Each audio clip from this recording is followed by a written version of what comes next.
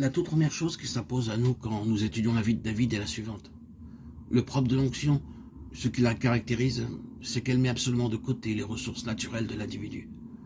Aussi bien que ses déficits naturels. Tout ce qu'un homme peut tenir de la nature, elle l'ignore et n'en tient aucun compte. C'est très important, remarquez. Du commencement à la fin, la parole de Dieu manifeste avec une parfaite clarté ceci.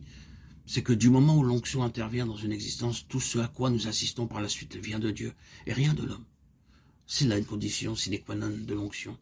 Sa base d'opération est toujours la mise de côté de l'homme tel qu'il est par nature. Ne prend point garde à la hauteur de sa taille.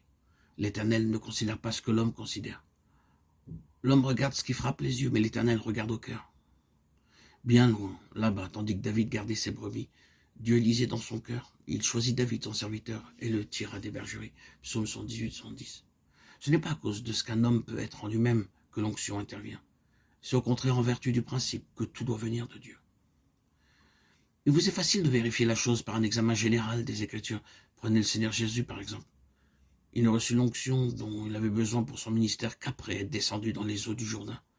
C'était là, de sa part, un acte représentatif. C'est comme fils de l'homme, membre de notre race, qu'il se laisse ainsi ensevelir, par son baptême qui n'est autre qu'un symbole de sa croix. Il déclare avec une parfaite netteté que désormais tout sera de Dieu et rien de lui-même, rien de son propre fond. Je ne fais rien de moi-même, dira-t-il plus tard. Jean 8, 28. Dans les eaux du baptême, il y a symboliquement parlant accepté de disparaître et c'est sur cette base que l'onction va exercer ses effets.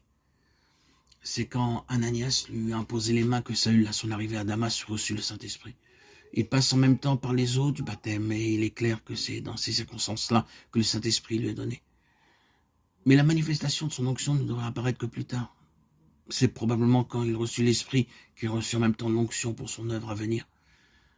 Mais l'expression de cette onction ne devient visible que dans la suite. Il reste 2 ans en Arabie. Il rend son témoignage, c'est vrai. On peut remplir un ministère occasionnel sans que nécessairement l'onction reçue se manifeste à ce moment-là dans toute sa portée. L'onction a toujours pour but la réalisation d'un point spécial du plan de Dieu.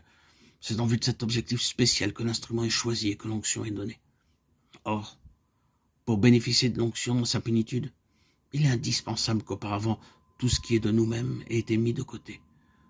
Que nous ayons renoncé à nos opinions personnelles, à nos préférences, à notre manière de voir. Car ce n'est qu'alors que le but de Dieu peut nous apparaître tel qu'il est réellement, et non plus coloré par nos pensées humaines.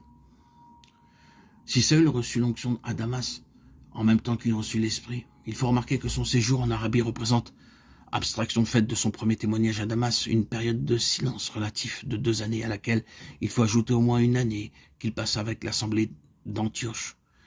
Il eut certainement ici et là l'occasion de se faire entendre. Les personnes de son entourage se rendaient compte, sans doute, que cet homme-là était revêtu de l'esprit d'une façon spéciale et que les traits caractéristiques d'un apôtre se développaient en lui.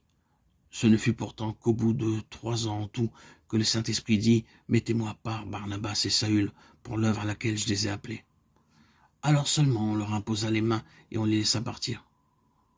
Mais aussi, désormais l'onction va se manifester librement, pleinement, et dans un ministère bien déterminé.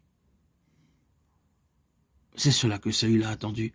L'onction, il avait peut-être en tout cas l'esprit était avec lui, mais maintenant il fait un pas décisif dans l'œuvre que Dieu lui a préparée, pour laquelle il l'a prédestinée.